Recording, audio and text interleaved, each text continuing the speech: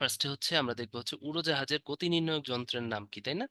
Tachometer, এগুলো হচ্ছে ছোটবেলা থেকে আমরা পড়ে আসছি, এগুলো ভুল করা যাবে না। উড়োজাহাজের গতি নির্ণায়ক যন্ত্র হচ্ছে ট্যাকোমিটার। উচ্চতা নির্ণায়ক যন্ত্র হচ্ছে অ্যালটিমিটার, তাই না? ওডোমিটার হচ্ছে কি? দ্রুতি। দ্রুতি থেকে আসছে হচ্ছে ওডো। আর শব্দ হচ্ছে অডিও, হ্যাঁ, শব্দের দ্রুতি হচ্ছে অডিওমিটার।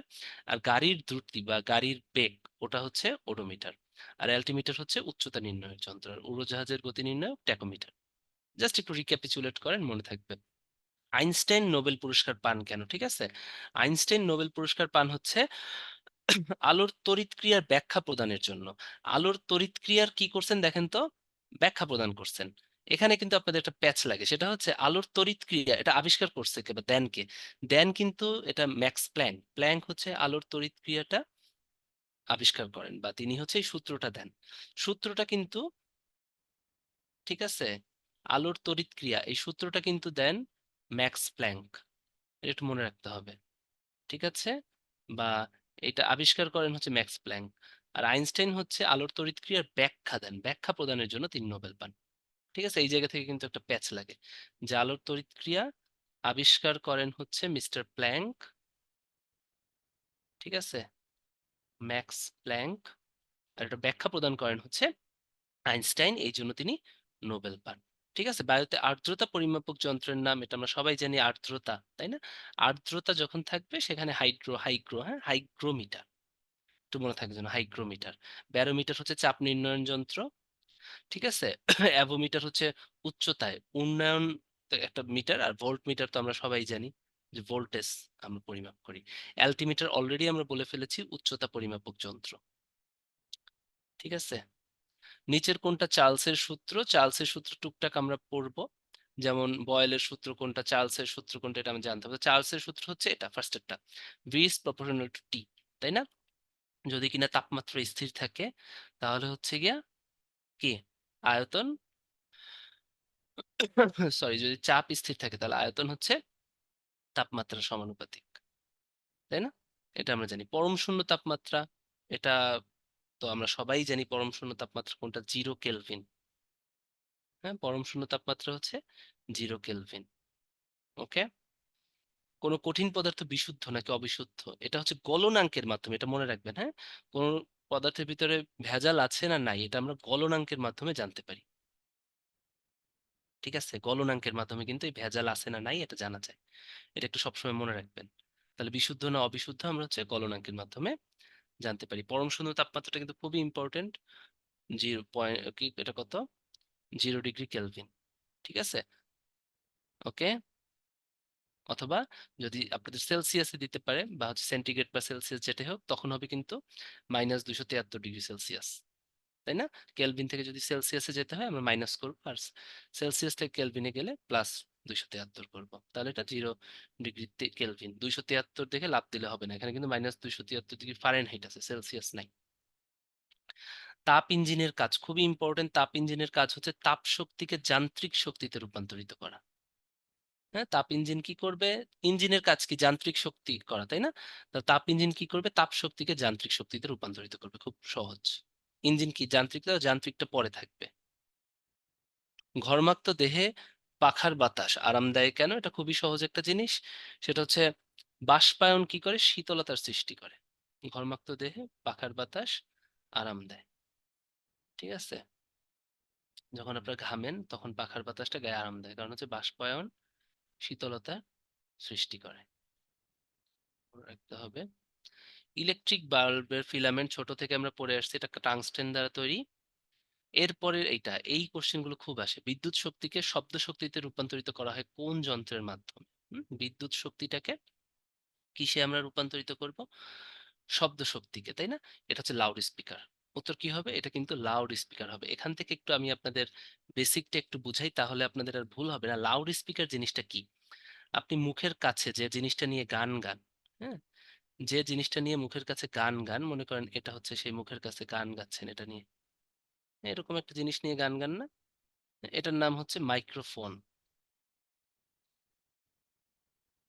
মাইক্রোফোন। মাইক্রোফোনে কি হয়? শব্দ শক্তি ঢুকতেছে, আপনি গান গাইতেছেন, ঠিক আছে। এই যে আপনি গান গাচ্ছেন, ফলে কি শব্দ শক্তি মাইক্রোফোনে ঢুকতেছে। মাইক্রোফোনের কাজ হচ্ছে শব্দ শক্তিকে বিদ্যুৎ শক্তিতে রূপান্তর করা। হ্যাঁ, এটাকে কি বিদ্যুৎ শক্তিতে আমরা যে বা বলতে পারি তরঙ্গে রূপান্তরিত করা।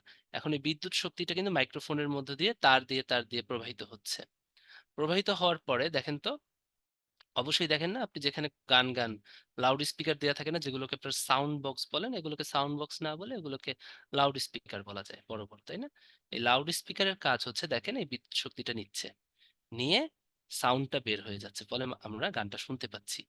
ঠিক আছে, তাহলে এটাই হচ্ছে সেই লাউড স্পিকার। তাহলে লাউড স্পিকার কি করবে, এই যে বিদ্যুৎ শক্তিকে কি শক্তি হিসেবে বাইরে নির্গত করতেছে, শব্দ শক্তি হিসেবে বাইরে বের করে দিচ্ছে। তাহলে আপনাদের কি শুধু লাউড স্পিকার আসতে পারে না, মাইক্রোফোনটাও তো আসতে পারে। মাইক্রোফোনটা কি, মাইক্রোফোনটা হচ্ছে শব্দটাকে বিদ্যুৎ শক্তিতে রূপান্তরিত করা। ঠিক আছে, বিদ্যুৎ শক্তিটা পাস হয়ে আমাদের হচ্ছে কোথায় যাচ্ছে, সাউন্ড বক্সে যাচ্ছে বা আপনার লাউড স্পিকারে যাচ্ছে, ফলে সেটা শব্দ শক্তিতে রূপান্তরিত হচ্ছে। মোবাইল টেলিফোন লাইনের মধ্য দিয়ে প্রবাহিত হয় কোন শক্তি? ঠিক আছে, টেলিফোন লাইনের ভিতর দিয়ে কোনটা প্রবাহিত হবে? আমি কি বললাম, শব্দটা মোবাইল হোক বা টেলিফোন হোক, যখন লাইন থাকবে তাই না, লাইনের ভিতর থেকে তারের মধ্য থেকে যে প্রবাহিত হয়, অবশ্যই তড়িৎ শক্তি হিসেবে প্রবাহিত হবে। ঠিক আছে, এই যে টেলিফোনের লাইনের মধ্যে আপনি শব্দটা শুনতেছেন, ওই মাইক্রোফোনের মতো কাজ, তাই না? টেলিফোনেও মাইক্রোফোন থাকে, যেটা কথা বলেন এভাবে ধরে। ঠিক আছে, তাহলে যেটা প্রবাহিত হয়, শব্দ শক্তিটা তো আর ইসের ভিতর দিয়ে প্রবাহিত হবে না এখানে, হ্যাঁ, এটা তড়িৎ শক্তিতে প্রবাহিত করা হয়। এটা যেন মনে থাকে, সিস্টেমটা এটা। হুম। ফটোগ্রাফিক প্লেটে আবরণ থাকে হচ্ছে সিলভার ব্রোমাইডের, খুবই ইম্পর্টেন্ট। ফটোগ্রাফিক ইসে সিলভার ব্রোমাইডের একটা আবরণ থাকে ফটোগ্রাফিক প্লেটে। ঠিক আছে, কোন মাধ্যমে আলোর পালস ব্যবহার করা হয়? Optical fibre. আমরা জানি অপটিক্যাল ফাইবার হচ্ছে এমন একটা কি ডেটা পরিবহনের জন্য একটা মাধ্যম, যেটা হচ্ছে আলোক শক্তিতে যে কোনো তথ্য আলোক শক্তি হিসেবে পরিবাহিত করে। এখন এখান থেকে এটা খুবই ইম্পর্টেন্ট, অপটিক্যাল ফাইবার থেকে এখানে তো আলো ব্যবহার, তাই না, আলোটা পরিবাহিত করা হয়। এবং এখানে আলোর কোন সিস্টেমটা ব্যবহার করা হয়, পূর্ণ অভ্যন্তরীণ প্রতিফলনটা কিন্তু ব্যবহার করা হয়। ঠিক আছে, পূর্ণ অভ্যন্তরীণ প্রতিফলনের মাধ্যমে তথ্যটা আলো হিসেবে পরিবাহিত করা হয়। কারণ আলো আলো কি, আলো অনেক দ্রুত চলতে পারে, এই জন্যই দ্রুতর জন্য, মানে খুব স্পিডি হওয়ার জন্য বা যাতে স্লাগিশ না হয়ে যায় ডেটা ট্রান্সফারটা বা ডেটা ট্রান্সমিশনটা, ফর দ্যাট রিজন অপটিক্যাল ফাইবারে আমরা হচ্ছে পূর্ণ অভ্যন্তরীণ প্রতিফলন ব্যবহার করে যে কোনো তথ্য বা যে কোনো ডেটা বা যে কোনো ইনফরমেশন আমরা বলি, সেটা হচ্ছে আলোর পালস হিসেবে ব্যবহার করি, আলো, এবং সেটা সম্পূর্ণ পূর্ণ অভ্যন্তরীণ প্রতিফলনের মাধ্যমে পাঠানো হয়। আলোকবর্ষ ব্যবহার করে কি মাপা হয়? হ্যাঁ, এটা দূরত্বের একক। যেমন সূর্য থেকে প্রক্সিমা সেন্ট্রাই কতটুকু দূরে, হ্যাঁ, তার মানে এক গ্রহ থেকে এক গ্রহ কত দূরে। ঠিক আছে, এটাতে আমরা আলোকবর্ষ মাপি। তাহলে আলোকবর্ষ কিন্তু বর্ষ হলেও এটা কিন্তু সময়ের একক না, তাই না? গ্যালাক্সির মাপে এই মিল্কি ওয়ে ওই মিল্কি ওয়ে থেকে কতটুকু দূরে, এই তারা ওই স্টার থেকে কতটুকু দূরে, কৃষ্ণ বামন গুলো কতটুকু দূরে, তাহলে এগুলো মাপতে হচ্ছে। গান শুনছেন না, তারারা তারারা কত আলোকবর্ষ দূরে? জেমসের গান আছে না, ভিগি ভিগি সি হ্যাঁ, ওইটা হচ্ছে বাংলা একটা ভার্সন আছে না, আমার ঠিক খেয়াল নাই গানটা। তারারা কত আলোকবর্ষ দূরে দূরে, তুমি আর আমি যাই দূরে সরে সরে। তাহলে এখানে কি, তারারা কত আলোকবর্ষ দূরে, তো গান দিয়েই তো বোঝা যাচ্ছে যে কত আলোকবর্ষ দূরে, মানে এটা দূরত্বের একক। ঠিক আছে, মনে থাকবে। আকাশে রংধনু সৃষ্টির কারণ, হ্যাঁ, এটা খুবই ইম্পর্টেন্ট। সাধারণত বৃষ্টির কণার জন্যই কিন্তু আকাশে রংধনুর সৃষ্টি হয়। ঠিক আছে, বৃষ্টির কণার ভিতরে পূর্ণ অভ্যন্তরীণ প্রতিফলন ঘটে, ফলে হচ্ছে আকাশে রংধনুর সৃষ্টি হয়ে থাকে। ঠিক আছে, খুবই ইম্পর্টেন্ট। নিচের কোনটিতে সাধারণত ইনফ্রারেড ডিভাইস ব্যবহার করা হয়? ইনফ্রারেড মানে হচ্ছে অবলোহিত রশ্মি। আমরা যদি তড়িৎ বর্ণালী দেখি, অনেকগুলো রশ্মি পাই, এর ভিতর অবলোহিত রশ্মি একটা। ইনফ্রারেড এর কাজ খুবই ইম্পর্টেন্ট। অবলোহিত রশ্মির কাজ বা ইনফ্রারেডের অনেকগুলো কাজ। একটা হচ্ছে ডাক্তাররা ফিজিওথেরাপিতে ইউজ করে। ফিজিওথেরাপি শ্যাক নিতে যায় না অনেকে, মারা বাবারা কোমরে ব্যথা ট্যাথা হলে ফিজিওথেরাপিতে কিন্তু ইনফ্রারেড খুব ইউজ করা হয়। আর একটা ইউজ হচ্ছে এই যে ইনফ্রারেড টিভির কন্ট্রোলে, রিমোট কন্ট্রোলে। হ্যাঁ, টিভি থেকে অনেকগুলো কোশ্চেন আসে যে টিভি থেকে আলটিমেটলি কোন রেসটা বের হয়। এটা একটু মনে রাখবেন। টিভি, হ্যাঁ, রঙিন টিভি থেকে ইউজুয়ালি রিমোট কন্ট্রোলে হচ্ছে আমরা অবলোহিত বা ইনফ্রারেড ইউজ করি। হুম। টেলিভিশন থেকে সাধারণত, রঙিন টিভি থেকে সাধারণত ইউভি রে বের হয়, কিন্তু নষ্ট টেলিভিশনের পিকচার টিউব থেকে গামা রে বের হয়। এটা যেন মনে থাকে, ঠিক আছে? কিন্তু খুব ইম্পর্টেন্ট, টিভি থেকে ইউজুয়ালি ইউভি রে বের হয়, নষ্ট টিভির পিকচার টিউব থেকে গামা রে বের হয়, আর টিভির রিমোট কন্ট্রোল ইউজ করা হয় হচ্ছে আপনার কি হয়, টিভির রিমোট কন্ট্রোলে ইনফ্রারেড ইউজ করা হয়। তিনটা কিন্তু পড়তে হবে। কোন রং দূর থেকে দেখা যায়? হ্যাঁ, কোন রং দূর থেকে দেখা যায়? এটা হচ্ছে রেড। রেড কালার কিন্তু দূর থেকে দেখা যায়। ওয়াই রেড কালার দূর থেকে দেখা যাবে কেন? এটা একটু আপনাদেরকে বলে দেই। বেনি আর সহ কলা, হ্যাঁ, মানে বেগুনি, তারপরে নীল, সবুজ, হলুদ, তাই না, সহ কলা, একদম লাস্টে হচ্ছে লাল। একটা জিনিস মনে রাখবেন, এই যে সাতটা বর্ণালী বা সাতটা রং, এর ভিতরে লাল আলোর তরঙ্গ দৈর্ঘ্য সব থেকে বেশি, তারপরে সিরিয়ালি যাবে। লালের পরে তরঙ্গ দৈর্ঘ্য বেশি হচ্ছে কমলার, হ্যাঁ, কমলার পরে বেনিয়া সহ হলুদ, আস্তে আস্তে কমে। তার মানে সব থেকে কম তরঙ্গ দৈর্ঘ্যের আলো কোনটা? নীল বা হচ্ছে বেগুনি, তাই না? নিচের দিকে যেহেতু নীল বেগুনি এগুলোর হচ্ছে তরঙ্গ দৈর্ঘ্য অনেক কম। তো এখান থেকে আপনাদের একটু বুঝতে হবে। তো যেটার হচ্ছে একটু মনে রাখবেন, যেটার তরঙ্গ দৈর্ঘ্য বেশি, এই লাল আলোর শুধু তরঙ্গ দৈর্ঘ্য বেশি, লাল আলোর শুধু তরঙ্গ দৈর্ঘ্য বেশি, আর বেগুনি আলোর শুধু তরঙ্গ দৈর্ঘ্যটা কম। বা নীল আলো, বেনি, নিচের দিকে না, তো নিচের দিকে যে আলোগুলো আছে ওদের শুধু তরঙ্গ দৈর্ঘ্য কম, ঠিক আছে?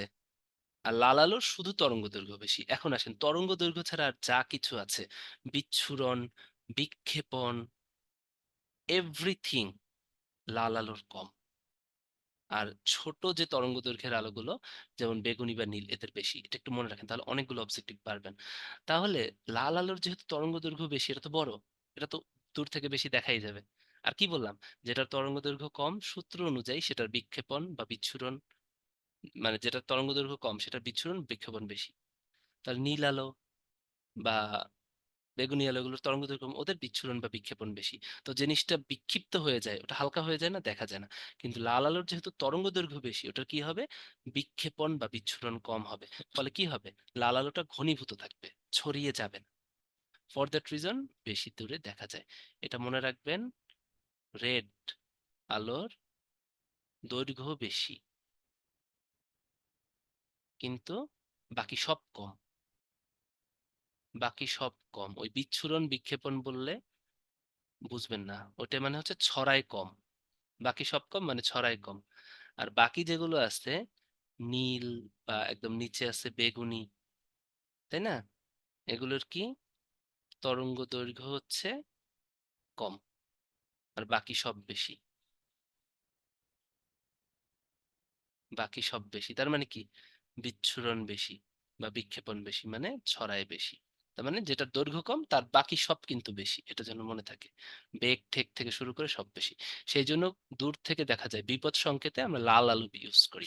কারণ কেন লাল আলো ইউজ করি, কারণ বিপদ সংকেতে এমন কিছু ইউজ করতে হবে যেটা দেখে সবাই, তাই না? তরঙ্গ দৈর্ঘ্য বেশি এবং কি হলো, বিচ্ছুরণটা কম। ফর দ্যাট রিজন আমরা লাল ইউজ করি।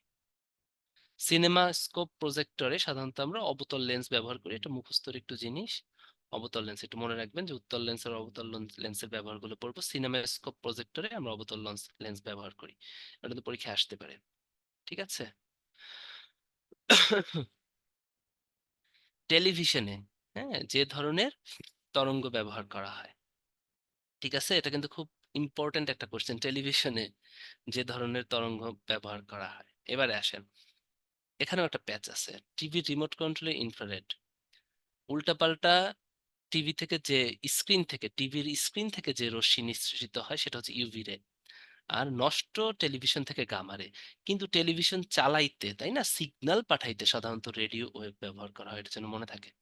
টেলিভিশনে যে তরঙ্গ ব্যবহার করা হয় মানে টেলিভিশন কেন্দ্র থেকে যে তরঙ্গটা ব্রডকাস্টিং হচ্ছে, যেটা টেলিভিশন নিচ্ছে, সেই তরঙ্গটার কথা বলতেছে। এখানে কিন্তু বলা হয় না যে টেলিভিশন থেকে কোন তরঙ্গ বের হয়।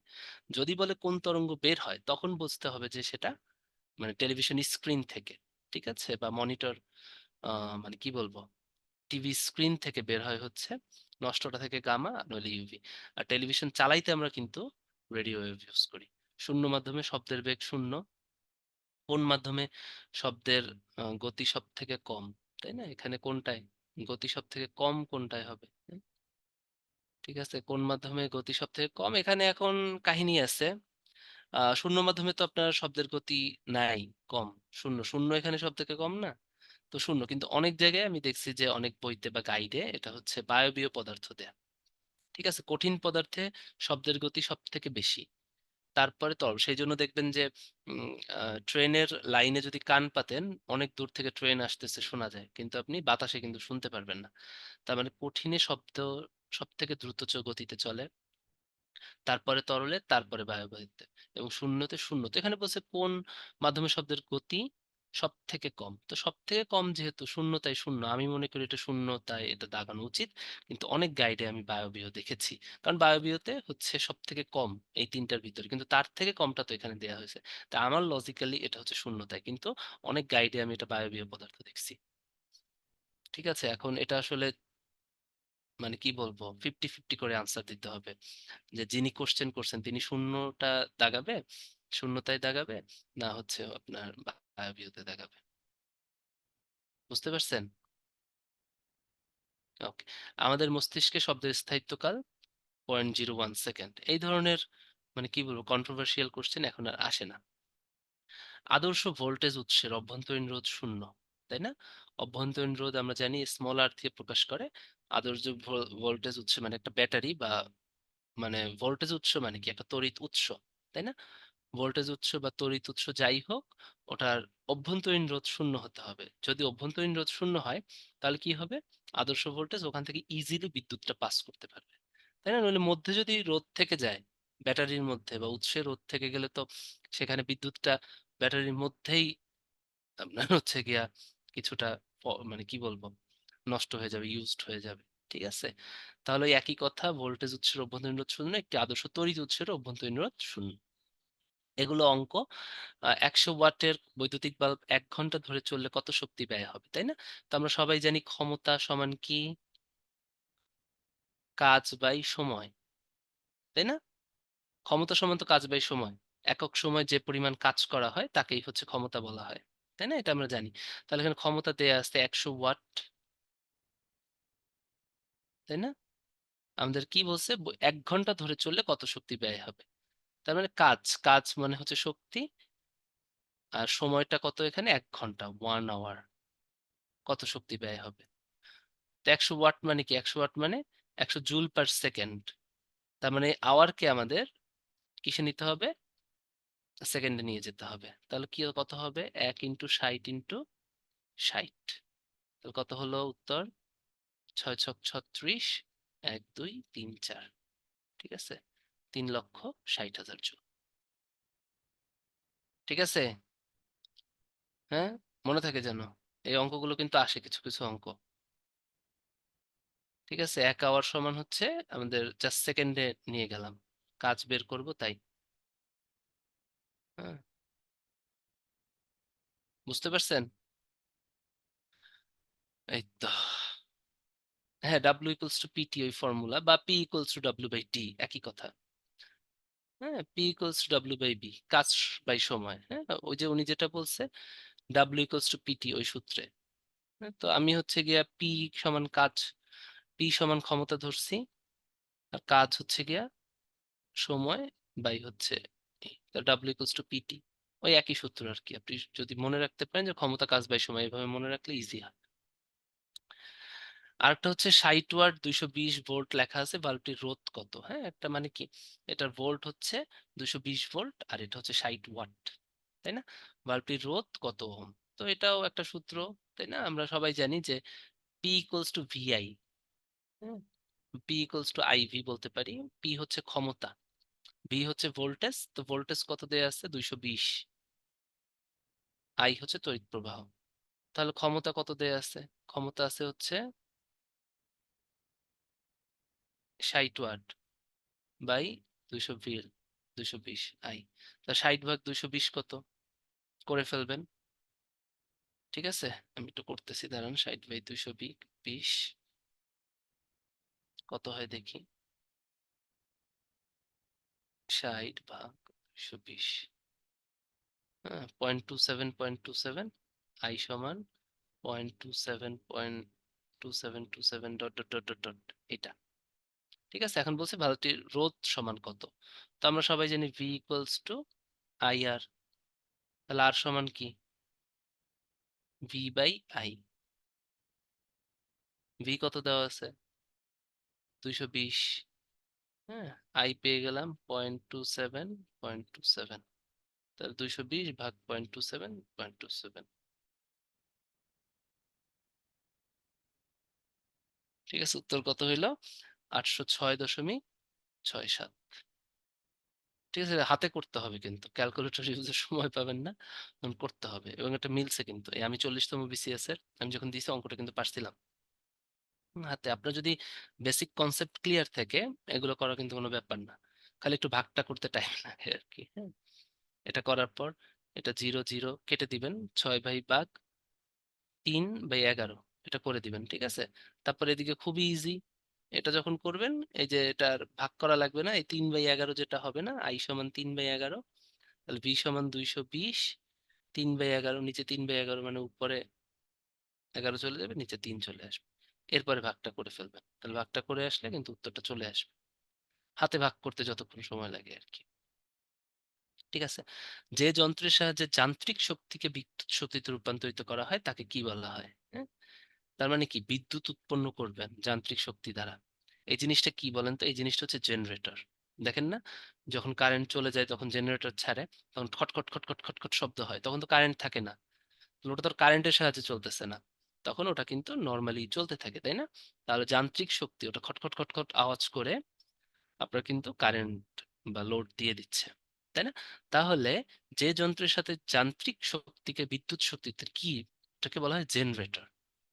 জেনারেটর, জেনারেটর মানে কি, যেটা জেনারেট করে, কি জেনারেট করে, উৎপন্ন করতেছে, বিদ্যুৎ উৎপন্ন করতেছে কিভাবে? যান্ত্রিক শক্তি থেকে। তার এটার নাম হচ্ছে জেনারেটর। এই জেনারেটরের আর একটা নামই হচ্ছে ডায়নামো। মনে থাকে যেন, দুইটাই পরীক্ষায় আসে, তাই আমি লিখে দিলাম। হ্যাঁ, তো জেনারেটর হচ্ছে বিদ্যুৎ উৎপন্ন করতেছে, জেনারেটর মানে যেটা জেনারেট করে, তৈরি করে, কি তৈরি করে? বিদ্যুৎ, তাই না? আমরা জানি ওই জেনারেটরের একটা নামই হচ্ছে ডায়নামো। তাহলে এটা হচ্ছে যান্ত্রিককে বিদ্যুতে রূপান্তরিত করে। আর অপরদিকে বৈদ্যুতিক মোটর হচ্ছে উল্টাটা।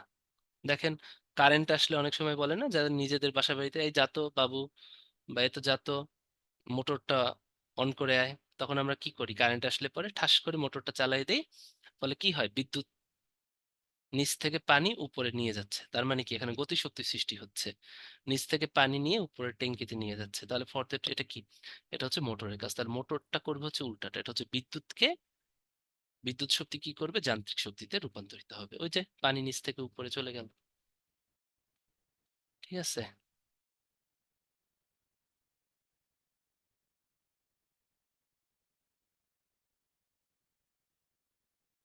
বাতাস, হ্যাঁ। এগুলো একটু, হ্যাঁ, কিছু কিছু জিনিস আছে, প্যারাচৌম্বকীয় পদার্থ, ফেরোচৌম্বকীয় পদার্থ, আর হচ্ছে আপনার ডায়াচৌম্বকীয় পদার্থ। হ্যাঁ, এগুলো একটু মনে রাখতে হবে, মুখস্থ করতে হবে। যেমন ফেরোচৌম্বকীয় পদার্থগুলো মনে রাখা কিন্তু ইজি, ফেকনি, তাই না? লোহা, নিকেল, কোবাল্ট, এগুলো হচ্ছে ফেরোচৌম্বকীয়। হ্যাঁ, প্যারাচুম্বক, তারপরে আপনার হচ্ছে ডায়াচুম্বক, এগুলো প্রত্যেকটা কিন্তু আলাদা আলাদা পড়তে হবে। তো বাতাস কি? বাতাস হচ্ছে একটা ডায়াচুম্বকীয় পদার্থ। ঠিক আছে, প্রত্যেকটা কিন্তু পড়তে হবে। ঠিক আছে, এটা কি ডায়া। তারপর পানিও একটা ডায়াচুম্বক পদার্থ, পানিও কিন্তু ডায়াচুম্বক পদার্থ, বাতাস, পানি। হ্যাঁ, কোনটিকে চুম্বকে পরিণত করা যায়? এখানে লিখে আসছে তামা, ইস্পাত, পিতল, স্বর্ণ। ইস্পাতকে চুম্বকে পরিণত করা যায় কারণ এর ভিতরে লোহার একটা রূপ হচ্ছে এটা। টেপ রেকর্ডার এবং কম্পিউটার স্মৃতির ফিতায়, তাই না? বা আগে ক্যাসেটে, হ্যাঁ, সাধারণত সিরামিক চুম্বক ব্যবহার করা হয়। এগুলোতে টেপ রেকর্ডার বা সিরামিক চুম্বক, এটা কিন্তু খুবই ইম্পর্টেন্ট আসে। এবং এই সিরামিক চুম্বক কিন্তু এক ধরনের স্থায়ী চুম্বক। ঠিক আছে।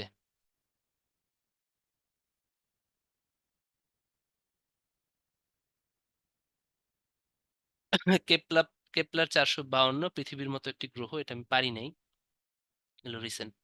সূর্যের নিকটতম গ্রহের নাম প্রক্সিমা সেন্ট্রাই, এটা সবাই জানে। পাথফাইন্ডার মঙ্গল গ্রহে অবতরণের সাল খুবই ইম্পর্টেন্ট, 1997, এগুলো একটু একটু দেখবেন, এগুলো মুখস্থের জিনিস। স্টিফেন হকিংস একজন পদার্থবিদ। ঠিক আছে, স্টিফেন হকিংস কিন্তু একজন পদার্থবিদ, তিনি কিন্তু কোনো দার্শনিক না, সে কিন্তু একজন সায়েন্টিস্ট, বিজ্ঞানীও না। বিজ্ঞানী ঠিক আছে, কিন্তু কোন কোন কিসের ভিতরে? পদার্থ, মনে থাকে যেন। হ্যাঁ, সুপরিবাহী পদার্থে ভ্যালেন্স ব্যান্ড এবং কন্ডাকশন ব্যান্ড, হ্যাঁ এটা খুবই ইম্পর্টেন্ট। কন্ডাকশন ব্যান্ড মানে কি? যেটা হচ্ছে বিদ্যুৎ মানে পরিবহন করে, সহজ কথায়। ঠিক আছে, সেটা হচ্ছে কি বলবো, বিদ্যুৎ পরিবাহী করতে, পরিবহন করতেছে। হ্যাঁ, আর ভ্যালেন্স ব্যান্ড যেটা, ঠিক আছে, ভ্যালেন্স ব্যান্ড কি? আসল ব্যাপারটা হচ্ছে এরকম, সুপরিবাহী পদার্থে হচ্ছে কন্ডাকশন ব্যান্ড এবং ভ্যালেন্স ব্যান্ড একটা আর একটার উপর ওভারল্যাপ থাকে, এই জন্যই তড়িৎ পরিবাহী হয়। আর যেটা অপরিবাহী পদার্থ, তাদের মধ্যে কি থাকে? এই দুটোর ভিতরে গ্যাপ থাকে। তাহলে দেখেন, এটা মনে করেন কন্ডাকশন ব্যান্ড, মানে যেটা পরিবহন করবে, আর এটা হচ্ছে ভ্যালেন্স ব্যান্ড। এদের ভিতর কোনো মিল নেই, যদি মিল না থাকে তা তড়িৎ পরিবাহী হবে? তার মানে যেটা গ্যাপ আছে, অনেক দূরে থাকে, গ্যাপ আছে, ওটা হচ্ছে অপরিবাহী। আর যেটা ওভারল্যাপ থাকে, ওটা হচ্ছে সুপরিবাহী। ঠিক আছে, তাহলে এটা কি থাকবে? ওভারল্যাপ থাকে। এসি কে ডিসি করার কাজ কার? হ্যাঁ, এসি কারেন্টকে, অল্টারনেট কারেন্টকে ডিসি করার কাজ হচ্ছে রেকটিফায়ারের। হ্যাঁ, রেকটিফায়ারের আরেকটা নাম হচ্ছে, এটা পড়লে আপনারা বুঝবেন ভালো, অ্যাডাপ্টর। ওই যে মোবাইলের চার্জার। ঠিক আছে, সাধারণত আমাদের বাসা বাড়িতে যে কারেন্ট, এগুলো কি? এগুলো অল্টারনেটিভ কারেন্ট বা হচ্ছে এসি কারেন্ট। ঠিক আছে, কিন্তু মোবাইল টোবাইল যেগুলোতে খুব কম পরিমাণে কারেন্ট লাগে, এত লোড নিতে পারবে না, for that reason AC K DC করার প্রয়োজন হয়। ঠিক আছে, একমুখী করা, হ্যাঁ, এটা হচ্ছে বহুমুখী। এসি মানে হচ্ছে বহুমুখী কারেন্ট বা দিক পরিবর্তী কারেন্ট। হ্যাঁ, আর এটা হচ্ছে একমুখী কারেন্ট। ঠিক আছে, তাহলে এসি কে ডিসি করে যেটা, ওই যে কম্পিউটারের অ্যাডাপ্টার, এই যে আমাদের ল্যাপটপের এখানে অ্যাডাপ্টার আছে, হ্যাঁ এই অ্যাডাপ্টার না, এগুলো আসলে আলটিমেটলি কি, দে আর কল্ড রেকটিফায়ার। অ্যাডাপ্টারও কিন্তু এক নামে একবার পরীক্ষায় আসছিল, অ্যাডাপ্টার বা রেকটিফায়ার।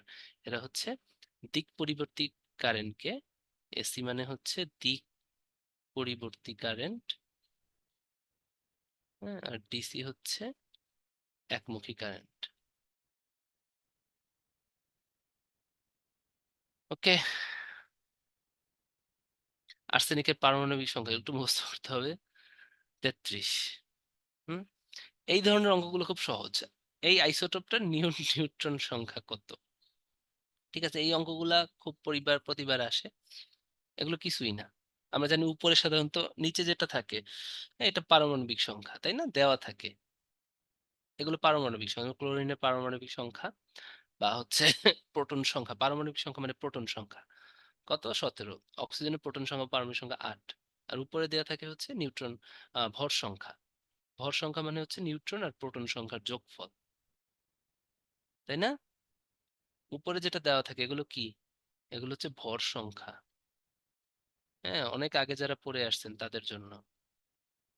হুম, এগুলো হঠাৎ ভুলে যাওয়া অস্বাভাবিক কিছু না, বিশেষ করে সবাই ভুলে যেতে পারেন। হ্যাঁ, হঠাৎ কিন্তু মাথায় থাকা, যারা হচ্ছে পিওর কেমিস্ট্রিতে পড়েন তাদের মাথায় থাকবে, আর যারা ইঞ্জিনিয়ারিং ব্যাকগ্রাউন্ডে আছেন তাদের তো অলওয়েজ এগুলো নিয়ে কাজ করতে হয়, মনে থাকবে। কিন্তু সায়েন্সের ভিতরেই কিছু কিছু গোত্র আছে বা গোষ্ঠী আছে, যারা এগুলো অনেক আগে পড়ে আছে, আপনাদের মধ্যেই আছে। যেমন প্রচুর আউলে যায়, যেমন ডক্টররা, ডাক্তারদের এই জিনিসগুলো হঠাৎ যদি বলা হয় যে ভর সংখ্যা কি, হ্যাঁ, ভুলে যাওয়া কিন্তু মানে ভুলে যেতেই পারেন, সমস্যা না।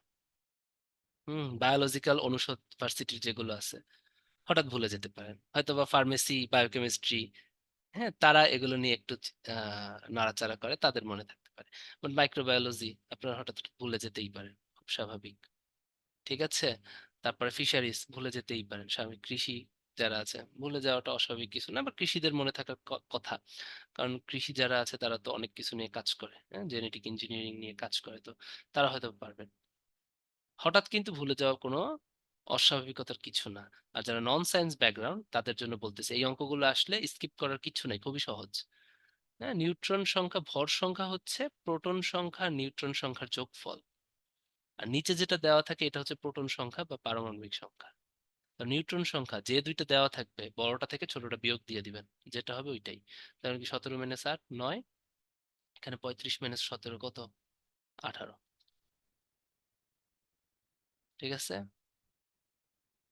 বিচ্ছিন্ন অবস্থায় একটা পরমাণুর শক্তি কিন্তু অনেক বেশি। ঠিক আছে, যুক্ত অবস্থায় যে পরমাণু সেটার চেয়ে অধিক, এটা একটু মনে রাখতে হবে আমাদের। ঠিক আছে। ওকে। জারণ প্রক্রিয়া, হ্যাঁ এটা আজকে থেকে মনে রাখবেন, জারণ হয় অ্যানোডে, এত বুঝতে যাবেন না। অনেক কাহিনী হয় কিন্তু ম্যাক্সিমাম ক্ষেত্রে বলা হয়েছে, হ্যাঁ ম্যাক্সিমাম ক্ষেত্রে কিন্তু জারণ হয় অ্যানোডে এবং ক্যাথোড, বিজারণ হয় ক্যাথোডে, একটু মনে রাখবেন। ঠিক আছে। আমি এভাবে মনে রাখতাম, আজা বিকালে, বা বিকালে আজা মানে আসবি। ঠিক আছে, বলে না আজা আজা মেহু প্যার তেরা, এই টাইপের গান টান আছে না, ওইরকম বিকালে আজা, আমি এভাবে মনে রাখতাম। কারণ এগুলো হচ্ছে আমার এখন তো কেমিস্ট হয়ে লাভ নাই, আমার পরীক্ষার সময় মনে রাখতে হবে। হ্যাঁ, তাহলে বিজারণ ঘটে হচ্ছে ক্যাথোডে, অ্যানোডে ঘটে জারণ।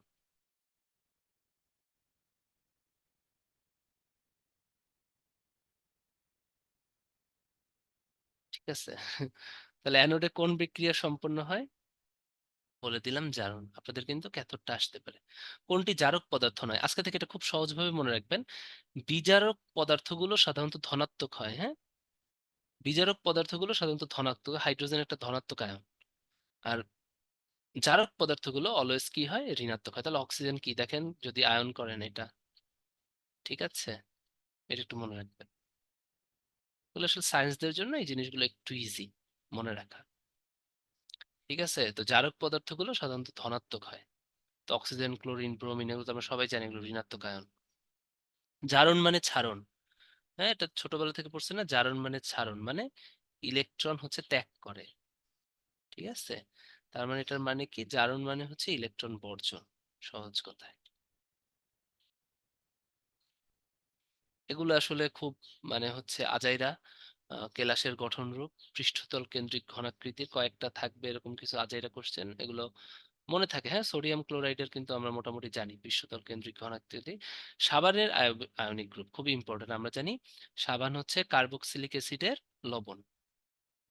হ্যাঁ, কার্বক্সিলিক অ্যাসিডকে যদি আমরা সোডিয়াম বা পটাশিয়াম লবণ দ্বারা করি, তাই না, CONA বা COOK+ও হতে পারে, তাই না? এটা ঠিক আছে। একটু মনে করি আপনাদের পরীক্ষায় আসতে পারে, সোডিয়াম সাধারণত যদি থাকে এগুলো সাবান, হ্যাঁ আর K+ থাকলে এগুলো শ্যাম্পু। এটা হচ্ছে আপনাদের জন্য একটু মনে, একটু বলে দেই, হ্যাঁ পরীক্ষায় আসে। তাহলে সোডিয়াম অ্যাসিটেটের সংকেত কি হবে? হ্যাঁ, এখানে সোডিয়াম অ্যাসিটেট, সোডিয়াম অ্যাসিটেটের সংকেতটা এখানে কি হবে? CH3COONA, কারণ একটা কার্বনের জানি চারটা হাত থাকে, তিনটাতে তিনটা হাইড্রোজেন, তাই না, CH2 কিন্তু হবে না, তাহলে একটা হাত অপূর্ণ থেকে যায়, আর একটা হচ্ছে COONA। এটা পিএইচ কি? পিএইচ হচ্ছে অ্যাসিড, ক্ষার, নিরপেক্ষ, এগুলো নির্দেশ করে। প্রাইমারি দূষক হচ্ছে NO, তার মানে কি প্রথম, যেটা কিন্তু নিজে নিজেই সৃষ্টি হচ্ছে, পরে এটা থেকে নাইট্রোজেন পেন্টঅক্সাইড তৈরি হতে পারে, নাইট্রিক অ্যাসিড, এগুলো হচ্ছে সেকেন্ডারি। সালফার ট্রাই অক্সাইড, হ্যাঁ ফার্স্ট হচ্ছে সালফার ডাই অক্সাইড তৈরি হয়। তো সালফার ডাই অক্সাইড হচ্ছে প্রাইমারি, সালফার ট্রাই অক্সাইড হচ্ছে সেকেন্ডারি। তাহলে এই দুটোর ভিতর দেখবেন যে কোনটা আসলে প্রথম হচ্ছে, এটা হচ্ছে নাইট্রিক অক্সাইড। সিরামিকের প্রধান কাঁচামাল সিলিকা, এটা আমরা ছোট মানে সবাই জানেন, এটা হচ্ছে অসুবিধার কিছু নাই। উফ, সানস্ক্রিন লোশন তৈরিতে আমরা কি ব্যবহার করি? আজকে থেকে মনে রাখবেন যত প্রসাধনী সামগ্রী আছে, হ্যাঁ বা সেটা আপনার কনসিলার হোক, আর কি কি ইউজ করেন না, blusher, blush, blusher what ever, তারপরে কি বলে, ফাউন্ডেশন, হ্যাঁ, তো ওগুলো সবই হচ্ছে জিঙ্ক অক্সাইডের ন্যানো পার্টিকেল ইউজ করা হয়, জিঙ্ক অক্সাইড ইউজ করা হয়। আগের দিনে যাত্রাপালার নায়ক নায়িকারা যেগুলো ইউজ করতো, তখন আসতো যাত্রাপালার নায়ক নায়িকারা কি জিঙ্ক অক্সাইড ইউজ করে। হ্যাঁ, তখন হচ্ছে ন্যানো পার্টিকেল ছিল না, কিন্তু এখন আপনারা যে দামি দামি প্রোডাক্ট গুলো ইউজ করেন এখন খুব বেশি সমস্যা হয় না, বিকজ একটাই কারণ হচ্ছে কি, এখন ন্যানো পার্টিকেল, ন্যানো প্রযুক্তিতে চলে গেছে, এখন আমাদের খুব একটা সমস্যা হয় না। তাই ছেলেরা মেয়েরা দেদারসে মেকআপ প্রোডাক্ট ইউজ করতে পারবেন, সমস্যা নেই। কেন বললাম, ইদানিং রিলসে শুধু মেয়েদের না, ছেলেদেরও তো ওই যে বিভিন্ন মেকআপ টিউটোরিয়ালস দেখা যায়, যে ওয়েডিং এর সময় কি করে, চুলটা একটু এমন করে অমন করে, মুখের ভিতর দেখি মেকআপ করতে থাকে। হ্যাঁ, তো অসুবিধার তো কিছু নাই, জীবনে একটা দিনই তো, আপনাকে স্পেশাল লাগলে বেটার তো। খারাপ, খারাপ না তো। লাইফে সবসময় নিজের বেস্টটা করবেন। আমি একটা কথা বলি, যখন নিজে ইনকাম করবেন, যত শখ আহ্লাদ আছে বৈধভাবে পূরণ করবেন। ঠিক আছে, টাকা জমায় তো লাভ নাই, একদিন তো মারা যাব, সবাই তো মারা যাবো, তাই না? তারপরে যেদিন আছে, এখন হয়তো বা টাকা পয়সা নেই আমি জানি, বিসিএস এর আগে কারো কাছে, বা এখন আসলে চাকরির দুর্দিন সবার, তাই না? কিন্তু বিসিএস টা হওয়ার পরে, বা যে কোনো একটা চাকরি হওয়ার পরে আপনার শুধু বিসিএস হতে হবে এমন তো না, তাই না? আপনি একটা ভালো কোম্পানিতে জব নিতে পারেন, আপনি ফ্রিল্যান্সিং করতে পারেন। বুয়েটের আমার অনেক ফ্রেন্ডস আছে, ওরা হচ্ছে ফ্রিল্যান্সিং করতেছে। আমি জানি না ফ্রিল্যান্সিং কি, আমি জানি ফ্রিল্যান্সিং কি, জানি টুকটাক জিনিস, কিন্তু অনেক কিছু করে। বলতেছে সারাদিন কম্পিউটারে বসে কাজ করলে হয়। একজন পরিচিত ডক্টর আছে, উনিও ডক্টর রিলেটেড ফ্রিল্যান্সিং করতেছে, তো ওরা অনেক ইনকাম করে। তো সেটা না, আপনার যেভাবেই টাকা ইনকাম হোক, হ্যাঁ, ওই টাকাটা দিয়ে আপনার যা যা ইচ্ছা হয় জীবনে ওইগুলো করে ফেলবেন একবারের জন্য হলো। বিয়েটা অনেক স্পেশাল একটা জিনিস। বিয়েতে অনেকে বলে যে কোনো খরচ টরচ কিছু করবেন, এটা পুরো ভুয়া কথা। ঠিক আছে, ওটা অনেক স্পেশাল একটা ডে। আপনার হয়তোবা ওরকম ডেস্টিনেশন নাই হতে পারে, ঠিক আছে, কিন্তু আপনি ওই দিন একটা 30,000 টাকা দামের একটা শেরওয়ানি পরতেই পারেন। ঠিক আছে, 30 না হলেও 18-20 হাজার টাকার একটা শেরওয়ানি পরা যেতেই পারে। পাগড়িটা আপনি 10,000 টাকার একটা পাগড়ি নিতে পারেন। ঠিক আছে, আপনি নাগরা জুতাটা পরবেন, ওটা আপনি 6,000-7,000 দিয়ে কিনতেই পারেন, 10,000 দিয়েও কিনতে, ওর কোনো ব্যাপার না। বিয়ের সময় তো, তাই না? তাহলে করবেন, ভালো লাগবে। আসেন, বজ্রবৃষ্টির ফলে, তো ওই যে জিঙ্ক অক্সাইড, হ্যাঁ, ওই যে আপনারা ছেলেরা মেয়েরা নির্বিশেষে ব্যবহার করতে পারবেন, সানস্ক্রিন লোশন তৈরিতে এটা ইউজ করা হয়। আর সানস্ক্রিন লোশন, এটা লজ্জা পাওয়ার কিছুই নেই, যারা হচ্ছে ফিল্ডে জব করবেন, যে ক্যাডারে হোক, সানস্ক্রিন লোশনটা ইউজ করবেন। বিকজ ইদানিং হচ্ছে স্কিন ক্যান্সার কিন্তু খুব বেশি, কার্সিনোমা, হ্যাঁ, লিপস ক্যান্সার, তারপরে যারা হচ্ছে দেখা যাচ্ছে যে, এবং সব বড় বড় মানুষের হয়, জিহ্বায়, দাঁতে, গালে, কারণ আমরা ইদানিং এত সান এক্সপোজার হচ্ছে, তো ওই জন্য কিন্তু ক্যান্সারটা হয়ে যায়। তাই সানস্ক্রিন লোশন ইউজ করবেন। বজ্র বৃষ্টির ফলে পানিতে কোন ধরনের, সবাই জানি নাইট্রোজেন খাদ্য উৎপাদন বৃদ্ধি পায়, কারণ হচ্ছে বজ্র বৃষ্টির ফলে ওই নাইট্রোজেন চক্রটাই হয়। পানিতে দ্রবীভূত হয় না কোনটা, তাই না? এটা হচ্ছে ক্যালসিয়াম কার্বনেট। হ্যাঁ, চুনা পাথর, calcium carbonate is nothing but চুনা পাথর। তো চুনা পাথর যদি পানিতে দ্রবীভূত হতো তাহলে তো কি এই হয়ে যেত, তাই না? ভোলাগঞ্জ সাদা পাথর, গঞ্জ জাফলং এ তো পানির ভিতর এগুলো দ্রবীভূত হয়ে যেত। গ্রিন হাউস গ্যাস নয় কোনটা, তাই না? এখানে যে কয়টা আছে, কার্বন ডাই অক্সিজেন, মিথেন, তাই না? Green house gas, oxygen green house gas না, ভালো গ্যাস। এইচপিএলসির ফুল মিনিংটা আসছিল 45তম বিসিএস এ দেখা যাচ্ছে। এটার নাম হচ্ছে হাই পারফরমেন্স লিকুইড ক্রোমাটোগ্রাফি। একটু এটা পড়তে হবে, high performance liquid chromatography. Graphene, এটা কার্বনের একটা রূপ, ঠিক আছে।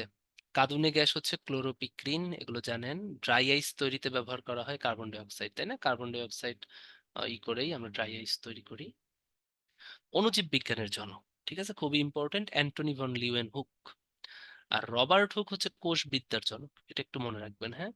দুইটাই কিন্তু হুক, একটা হচ্ছে রবার্ট হুক আর একটা হচ্ছে Antony van Leeuwen hook. Leeuwen hook হচ্ছে অণুজীব বিজ্ঞান বা হচ্ছে মাইক্রোবায়োলজির জনক, আর কোষ বিদ্যার জনক হচ্ছে মিস্টার রবার্ট হুক। এগুলো প্যাচ লাগানো যাবে না। কোন জোড়াটি বেমানান? যক্ষ্মার জীবাণু রবার্ট কচ আবিষ্কার করছে, ঠিক আছে। হোমিওপ্যাথি নির্মাণ তৈরি করছে, ঠিক আছে। অ্যানাটমি ভেলসিয়াস, ঠিক আছে। ব্যাকটেরিয়া কি দেখেন তো, অণুজীব বিজ্ঞান। এটা লিওয়েন হুক হওয়ার কথা ছিল, এটা কি লিখছে? রবার্ট।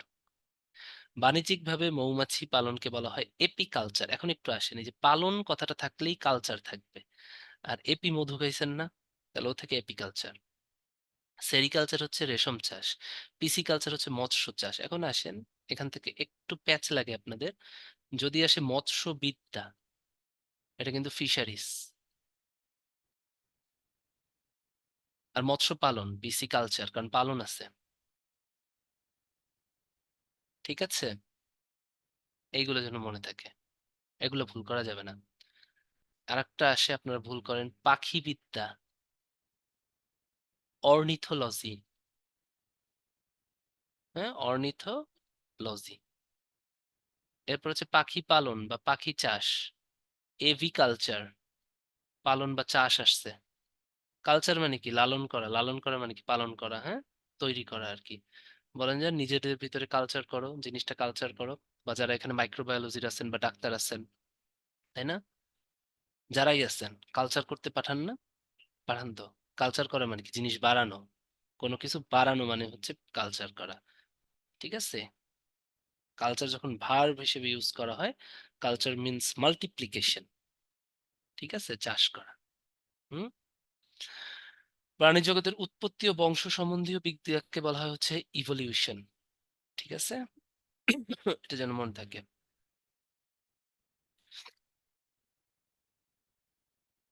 এটা কি বলছে? ও আচ্ছা, উৎপত্তি ও বংশ সম্বন্ধীয় বলছে। হ্যাঁ, বংশ সম্বন্ধীয় যেটি আসছে, বিবর্তন না, সরি, আমি এটা বিবর্তন খেয়াল করছিলাম, খেয়াল করিনি। বংশ সম্বন্ধীয়, হ্যাঁ, বংশগতিবিদ্যার জেনেটিক্স।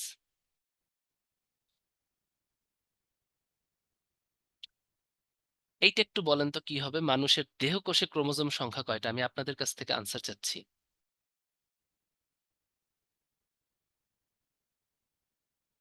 ভেরি গুড, এই দেখেন দেখেন, প্যাচ কিন্তু আছে, কয়েকজন কিন্তু 44 দিচ্ছেন। হ্যাঁ, এই ক্লাসটা কি আমি করাইছিলাম? হয়তো বা আমি করাই নেই, বা যেই করাক, এটা আপনারা অনেকে আছে, আমি করাইছি না। আচ্ছা ঠিক আছে, এই জন্য পারছেন 46। হ্যাঁ, শোনেন, সব পৃথিবীতে বাংলা মানুষের দেহে যত কোষ আছে, যে কোষেই হোক, 46টা ক্রোমোজোম থাকবে। এর ভিতরে 44টা হচ্ছে দেহ কোষের বৈশিষ্ট্য বহন করে, আর দুইটা হচ্ছে মানে লিঙ্গ নির্ধারণ করে। মনে করেন আপনার নাক থেকে একটা কোষ নিয়ে নেওয়া হলো, আমি একটা ছেলে মানুষ, পুরুষ, তা আমার নাকের যে কোষটা, এটাও কিন্তু একটা পুরুষ কোষ হবে। ওর ভিতরে 44টা থাকবে, যেটা হচ্ছে আমার দেহের বৈশিষ্ট্য প্রকাশ করবে। ঠিক আছে, ওগুলোকে বলা হচ্ছে অটোসোম। আর দুইটা থাকবে, সেটা হচ্ছে ওই কোষের লিঙ্গ নির্ধারণ করবে, সেটা হচ্ছে এক্স ওয়াই। ওই দুইটা বলবে যে না, এই কোষটা হচ্ছে একটা ছেলের থেকে আগত। আবার এখানে শিউলি নামে একটা মেয়ে আছে, ওর মনে করেন যে কপাল থেকে একটা কোষ নিয়ে নেওয়া হলো। ওর এই কপালের কোষটায় সবসময় 46টা ক্রোমোজোম থাকবে, এর ভিতরে 44টা হচ্ছে ওর দেহের বৈশিষ্ট্য প্রকাশ করবে। 44টা ক্রোমোজোম হচ্ছে ওর দৈহিক বৈশিষ্ট্য প্রকাশ করবে, আর দুইটা প্রমাণ করবে যে ওই কোষটা হচ্ছে নারী কোষ। তাহলে যে কোনো কোষেই 46টা ক্রোমোজোম থাকে, এর ভিতরে 44টা থাকে হচ্ছে অটোসোম, যেগুলো হচ্ছে দৈহিক বৈশিষ্ট্য প্রকাশ করে। ঠিক আছে, আর দুইটা হচ্ছে লিঙ্গ নির্ধারণ করে, যে ওই কোষটা কি, ছেলে না মেয়ে। এই তো। কোনটির জন্য পুষ্প রঙিন ও সুন্দর হয়? এটা হচ্ছে আমরা সবাই জানি, ক্রোমোপ্লাস্ট। ঠিক আছে, ক্রোমোপ্লাস্টের জন্য ই হয়। ঠিক আছে, আকৃতি, অবস্থান ও কাজের ইওয়াইজ হচ্ছে আবরণী টিস্যু তিন প্রকার। ঠিক আছে, আবরণী টিস্যু যেগুলো হচ্ছে ত্বক, বা হচ্ছে ত্বক, শরীরের ভিতরে যে কোনো অঙ্গের আবরণ তৈরি করে, এগুলো হচ্ছে আবরণী টিস্যু তিন প্রকার। একটা হচ্ছে স্কোয়ামাস বা আইসাকার, একটা হচ্ছে কলাম, কলাম আকার, বা সিউডো স্ট্রাটিফাইড। এগুলো দেখতে কলামের মতো, অনেকগুলো স্তরীভূত মনে হয়, আসলে একটা একটা স্তরে আছে। ডিএনএ অণুর দ্বি হেলিক্স কাঠামো গঠন করে হচ্ছে ওয়াটসন ক্রিক। তো আমি টেকনিক গুলো যে বলতেছি, এগুলো একটু, আমি কিন্তু চাইলে খালি উদাহরণগুলো দাগাই দিয়ে যেতে পারি, আমি কিন্তু বলতেছি কোথায় কোথায় ভুল করেন, এগুলো একটু মনে রাখেন। বিজ্ঞান ইজ নট সো ইজি। সায়েন্সের স্টুডেন্টরাও কিন্তু বিজ্ঞানে ভুল করেন। আমি গল্প করব, গল্প করলেই বুঝবেন যে বুয়েট মেডিকেল কিন্তু বিসিএস এর বিজ্ঞানে কোনো ফ্যাক্ট না, কোনো ফ্যাক্ট না। যেমন 40 বিসিএস এ আমি আপনাদের একটা আহ উদাহরণ বলি, সেটা হচ্ছে আমাদের জেনার ডায়োড আসছিল, জেনার ডায়োড থেকে একটা কোশ্চেন ঘুরে আসছিল। ঠিক আছে, জেনার ডায়োড থেকে একটা কোশ্চেন ঘুরে আসছিল, আর হচ্ছে সফটওয়্যার ডেভেলপমেন্টের একটা কোশ্চেন আসছিল। হুম। তো আমার পিছনে যে ভাইটা ছিল, উনি কিন্তু বুয়েটের ছিলেন। তো জেনার ডায়োড থেকে যে কোশ্চেনটা ঘুরে আসছিল, ভাই কিন্তু আউলাই গেছিল। হ্যাঁ। তারপর সফটওয়্যার ডেভেলপ ভাই ছিল হচ্ছে মেকানিক্যালের ছিল তো। তারপরে হচ্ছে সফটওয়্যার ডেভেলপমেন্ট থেকে একটু প্যাচে একটা কোশ্চেন আসছিল, সেটাও কিন্তু ভাই আউল হয়ে গেছিল। পরে বাইরে এসে যখন কথা বলতেছে তখন আমি বললাম যে ভাই এটা তো এরকম এরকম মনে হচ্ছে, তো এটা হবে। তা বলছে আসলেই তো ভাই ঠিক আছে। আবার আমি একজন ডক্টর, আমার কথা চিন্তা করেন, আমার কোশ্চেন আসছে হচ্ছে তিনটে অ্যান্টিসেপটিকের নাম লেখেন। তিনটে অ্যান্টিসেপটিকের নাম আসছে পরীক্ষার ভিতরে। এত ক্রেজ বা এত ক্রেজ না মানে এত প্রেসার ক্রিয়েট করে ব্রেইনের মধ্যে। আমার হচ্ছে গিয়া ওই কি বলে, উম, আমার তো এখনই মনে আসতেছে না। ঠিক আছে, আমার ওই ডেটল স্যাভলন ছাড়া আর কিছু মাথায় আসতেছে না। নাথিং অ্যান্টিসেপ্টিক, অথচ আমরা কত কিছু ইউজ করে আসছি তাই না? পভিডন আয়োডিন ইউজ করে আসছি, তাই না? এখানে ডাক্তার যারা আছেন তারা খুব ভালো মতো রিলেট করতে পারবেন। ইভেন 70% অ্যালকোহল যেটা হ্যান্ড স্যানিটাইজার হিসেবে ইউজ করি, হ্যাঁ, এগুলো তো সব অ্যান্টিসেপ্টিক হিসেবে। কিচ্ছু মাথায় আসতেছে না। তিনটে আসছে, আমি শুধুমাত্র ডেটল স্যাভলন লিখে চলে আসছি। ওই ভাই বাইরে হয়ে আসতে বলতেছে ভাই আমি তো 70% অ্যালকোহল লিখে আসছি। মানে পরীক্ষা কিন্তু এরকম। ঠিক আছে। তো পরীক্ষা মানে আপনি যেটাই হন আপনাকে একদম আহ জিরো থেকে শুরু করতে হবে। আপনাকে বুঝতে হবে যে প্রত্যেকটা জিনিস বেসিক থাকতে হবে, এখানে কিন্তু কেউ পণ্ডিতই করতে পারবেন না। আমি ডাক্তার, আমি অনেক কিছুই হয়তো বা বলতে পারবো, কিন্তু ওখানে আপনি এত সময় পাবেন না লেখার, আর ওখানে যে কোশ্চেন গুলো আসবে একটু ঘোরায় পেঁচায় আসবে। সেজন্য জাস্ট বেসিকটা জেনে আপনি উত্তর দিতে যাবেন। হ্যাঁ, বিসিএস এমন একটা জায়গা, আপনি বুয়েট, মেডিকেল, আইআর, কোনো কোনো ফ্যাক্ট না। হুম কোনো ফ্যাক্ট না, কারণ ওই পরীক্ষার সময় একসাথে আশেপাশে সবাই বসে বসে তো, আমাদের ডিফারেন্ট ফ্যাকাল্টির মানুষজনই বসে। তো আমার বললাম না বুয়েটের ওই ভাইয়ের কথা, বা আমার এই দুর্দশা, দুইজনেরই তো দুর্দশা হইলো। দুজনেই কিন্তু মেডিকেল, একজন বুয়েট হয়ে আমরা কিন্তু অনেক ইজি জিনিস হঠাৎ মনে আসে না, বা আমরা পারি না, কারণ প্র্যাকটিস তো অনেকদিন ধরে থাকে না, তাই না? ফ্যাক্ট হচ্ছে ওইটা। আবার ডান দিকে ইন্টারন্যাশনাল রিলেশনশিপের একটা ভাইয়া আসছিল, ভাইয়া বসছিল। ভাইও পরীক্ষা শেষ হয়ে বললো যে ভাই ইন্টারন্যাশনাল রিলেশনশিপ পরীক্ষা তো বেশি ভালো দেয়নি। ঠিক আছে, পরীক্ষায় আসছে, কোশ্চেন হয়েছে, এটা হচ্ছে 38 যখন রিটেন দেই তখনের কথা। হ্যাঁ, তখনের কথা যে ইন্টারন্যাশনাল রিলেশনশিপ কোশ্চেন খুব কঠিন আসছে, মানে 40 নাম্বার যে রিটেন কোশ্চেন হয় আপনার ইসের, ছোট কোশ্চেন 4 মার্কসের করে, একটাও কমন পড়ে নাই। আর পরীক্ষার গার্ডও অনেক করা হয়েছে।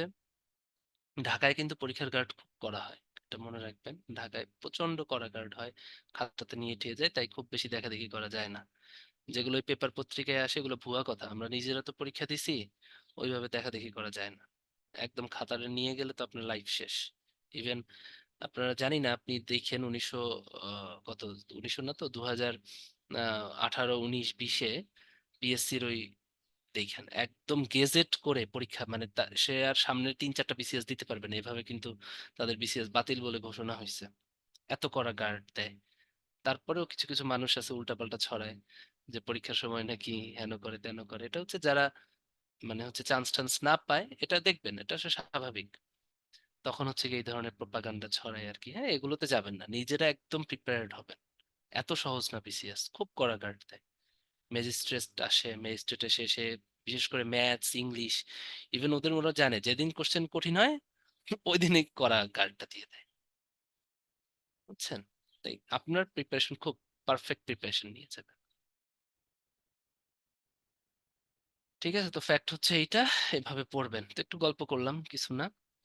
অ্যাপ্রক্সিমেটলি কয়টায় শেষ হবে, শেষ করে দিব, সমস্যা নেই। হ্যাঁ, আমি শেরেবাংলা মেডিকেল কলেজ বরিশাল থেকে। আসেন, সালোক সংশ্লেষণে সূর্যের আলোর রাসায়নিক শক্তি কত পার্সেন্ট? সালোক সংশ্লেষণের যে সূর্যের আলো, এটা 3 থেকে 6% হচ্ছে সূর্যের আলো রাসায়নিক শক্তিতে পরিণত হওয়ার দক্ষতা। তো ইন্টারন্যাশনাল যেটা বলতেছিলাম, ইন্টারন্যাশনাল ওই ভাইয়া হচ্ছে গিয়ে পরীক্ষা দিছে, তো আমরা তো ভাবছিলাম যে আমরা সবাই খারাপ করব। ভাই ইন্টারন্যাশনাল ভাই তো, আমরা হচ্ছে এই 38, উনি আছে ফেসবুকে আছে, তো ভাইও একটা ক্যাডার পাইছে। 38-এ ভাই হচ্ছে আহ, সম্ভবত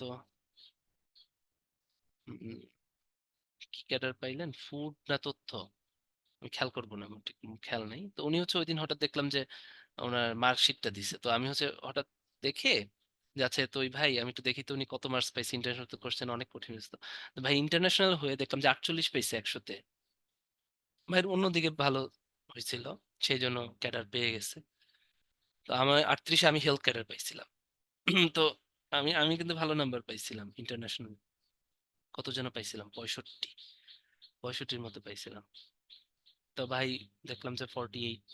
তো মানে সাবজেক্ট কিন্তু এখানে ভ্যারি করে না, বারবার বলছি সাবজেক্ট ভ্যারি করে না। আপনারা যারা হচ্ছে আর্টসে আছেন, হিউম্যানিটিস বা আর যে ভাবেন যে সায়েন্সরা অনেক কিছু করে ফেলবে, এরকম কিচ্ছু না।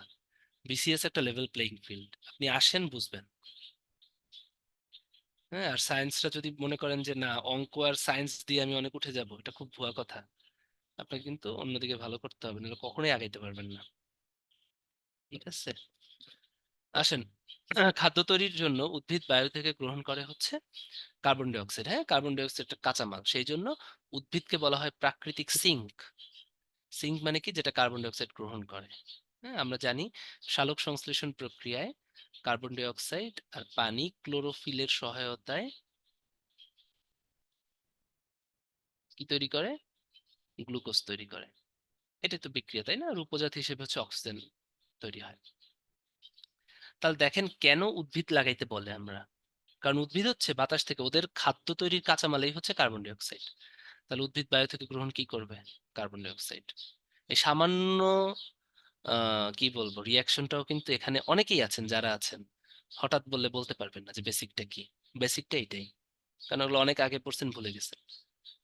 হ্যাঁ, এই জন্যই হচ্ছে উদ্ভিদ কার্বন ডাই অক্সাইড নেয়। কেন নেয়? কারণ উদ্ভিদের খাদ্য তৈরি করতে ওদের দরকার কার্বন ডাই অক্সাইড।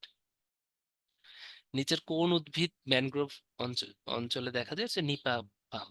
ঠিক আছে, নিপা পাম কি জানেন? এটা হচ্ছে গোলপাতা। হ্যাঁ, গোলপাতার বৈজ্ঞানিক নাম হচ্ছে Nypa fruticans. Nypa fruticans. So ওই যে নিপা জাতীয় যত আছে এগুলো হচ্ছে ম্যানগ্রোভ বা সুন্দরবনে দেখা যায় গোলপাতা। হ্যাঁ, মানুষের রক্তে গ্রুপ কয়টা? হ্যাঁ, 4টা। এনজাইম প্রোটিন হরমোনের মৌলিক উপাদান হচ্ছে প্রোটিন। আজকে থেকে মনে রাখবেন আমাদের শরীরে যত গুরুত্বপূর্ণ উপাদান আছে ভাই, সবকিছু হচ্ছে প্রোটিন। এটা একটু মনে রাখবেন, তাহলে অনেকগুলো পারবেন। তাহলে এনজাইম খুব important, antibody important, hormone important. আরো কয়েকটা বলে দেই যেগুলোর উপাদান প্রোটিন, হ্যাঁ একসাথে লিখে দিই। যেমন হিমোগ্লোবিন, হ্যাঁ এটা হচ্ছে লৌহ ঘটিত প্রোটিন। লোহা আছে বাট মেইনলি এটা প্রোটিন। ঠিক আছে, এগুলো সবই কিন্তু প্রোটিন। ইন্টারফেরন নামে একটা জিনিস আছে, এটাও প্রোটিন, আমাদের জন্য খুব দরকার ভাইরাস ধ্বংস করার জন্য শরীরে। তাহলে দেখেন গুরুত্বপূর্ণ যত জিনিস আছে ম্যাক্সিমামই কি, প্রোটিন। হৃৎপিণ্ডের সংকোচনকে বলা হয় সিস্টোল, দিয়ে মনে রাখবেন হৃৎপিণ্ডের সংকোচন সিস্টোল আর প্রসারণ ডায়াস্টল। মানুষের লোহিত রক্তকণিকার আয়ুষ্কাল হচ্ছে 120 দিন। হ্যাঁ, এখানে কিন্তু একদিনও নাই, উপরের কোনোটিই নয়। 120 দিনে কি হয়, আপনি 30 দিয়ে ভাগ দেন তাহলে হবে 4 মাস। হার্ট থেকে রক্ত বাইরে নিয়ে যায় হচ্ছে আর্টারি বা ধমনী। এটা একটু মনে রাখবেন। এটা যদি একটা হৃৎপিণ্ড হয়, হৃৎপিণ্ড থেকে বাইরে নিয়ে যাবে কে, ধমনী। কারণ ধমনী হচ্ছে ম্যাক্সিমাম ক্ষেত্রে আমরা জানি অক্সিজেন, আমি কিন্তু বললাম ম্যাক্সিমাম ক্ষেত্রে অক্সিজেন যুক্ত রক্ত বহন করে। তাহলে যেটা হার্ট থেকে বের হবে সারা শরীরে যাবে, শরীরে কি দরকার, অক্সিজেন যুক্ত রক্ত। তাই হার্ট কি করে, যেটার মাধ্যমে পাঠায়, বের হয় ধমনী, অক্সিজেন যুক্ত রক্ত বের করবে। কারণ ধমনী আমরা জানি অক্সিজেন যুক্ত রক্ত বা আর্টারি অক্সিজেন যুক্ত রক্ত ম্যাক্সিমাম বহন করে। তো এইভাবে মনে রাখবেন, যেটা বের হবে এটাই ভালোটা বের করে সারা শরীরে দেবে যাতে মানুষ বেঁচে থাকে। আর হার্টে ফিরে আসে হচ্ছে ভেইন বা শিরা। হার্টে যেটা প্রবেশ করে সেটা ভেইন বা শিরা, অক্সিজেন ম্যাক্সিমাম ক্ষেত্রে কার্বন ডাই অক্সাইড যুক্ত রক্ত বহন করে। মানুষের রোগ প্রতিরোধে প্রাথমিক প্রতিরক্ষা স্তর হচ্ছে, এখানে অনেকগুলো আছে।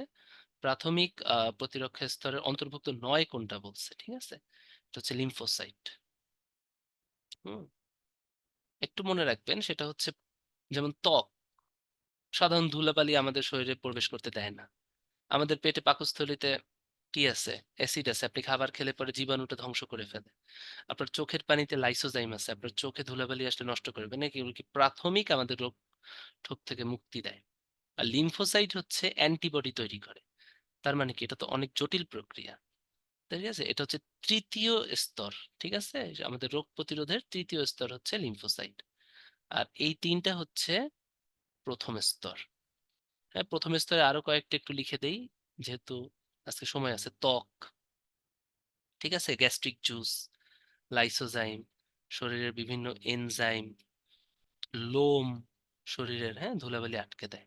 তাহলে বাকি আছে দ্বিতীয় স্তর। দ্বিতীয় স্তর কয়েকটা জাস্ট মনে রাখেন, যেমন জ্বর, ঠিক আছে, ফ্যাগোসাইট, এই তো এগুলো, আর তেমন কিছু পড়া লাগবে না। জ্বর, ফ্যাগোসাইট, প্রদাহ, হ্যাঁ, এগুলো হচ্ছে দ্বিতীয় স্তর। তাহলে যেহেতু একবার চলে আসছে, তাহলে তিনটে স্তরই তো আসতে পারে। তা প্রথম স্তর এগুলো, দ্বিতীয় স্তর জ্বর, ফ্যাগোসাইট, প্রদাহ, আর তৃতীয় স্তর হচ্ছে লিম্ফোসাইট। হ্যাঁ, লিম্ফোসাইট থেকে কি তৈরি হয় বললাম, অ্যান্টিবডি তৈরি হয়।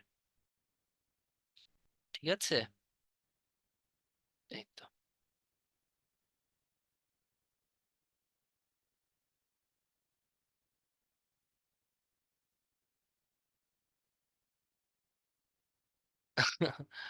বাহ, খুব সুন্দর একটা কথা একজন বলছে। না, ওরকম কিছু না। আপনি বিসিএস এর পড়া পড়লে, হ্যাঁ, আপনি যদি একটা বিসিএস পড়া নিয়ে চর্চা রাখেন, হ্যাঁ, আপনি অনেক কিছুই জানতে পারবেন, এবং এটা সবাই পারবেন। আপনি যখন বিসিএস হবে, আমি যেভাবে ক্লাস নিছি, আপনিও নিতে পারবেন এরকম। এটা শুধু ডাক্তার বলে এরকম কিছু না, যে কেউই নিতে পারবে, এটা কোনো ফ্যাক্ট না।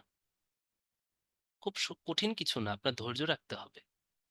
আমাদের যাদের বিসিএস হয়, আমি তো নিজে খুবই মানে মনে করি যে আহ, খুব হাই লেভেলের স্টুডেন্ট আমি না। ঠিক আছে, আমার মনে হয় বিসিএস হওয়ার জন্য ধৈর্যটা দরকার এবং মিডিয়াম লেভেলের স্টুডেন্ট দরকার।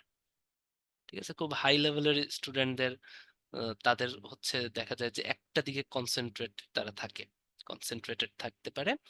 কিন্তু মিডিয়াম লেভেলের হলে হয় কি, আপনি সবকিছুই সুপারফিশিয়ালি একটু একটু একটু করে কনসেন্ট্রেটেড রাখতে পারবেন, ওইগুলো যাতে ই করে। তাই হচ্ছে মিডিয়াম লেভেলের স্টুডেন্টরা এখানে ভালো করবেন। আর হাই লেভেলের স্টুডেন্টদের যেটা আমি মনে করি সমস্যা হয়, যেটা হচ্ছে আমার একটা ফ্রেন্ডই আমার সাথে শেয়ার করছে। ও হচ্ছে আমাদের সাথেই ছিল। তো ওর বিসিএস দেয়, এবং বিসিএস দিতে যে ও খুব মানে হচ্ছে ঝামেলা হয়ে যায়। বিকজ ও হচ্ছে এখন এমডি করতেছে রিউম্যাটোলজিতে। তো রিউম্যাটোলজি কিন্তু খুব একটা হাই ডিমান্ডেড সাবজেক্ট, মানে খুবই হাই ডিমান্ডিং একটা সাবজেক্ট। ও বিএসএমএম তে করতো, ওর সাথে কথা বললাম।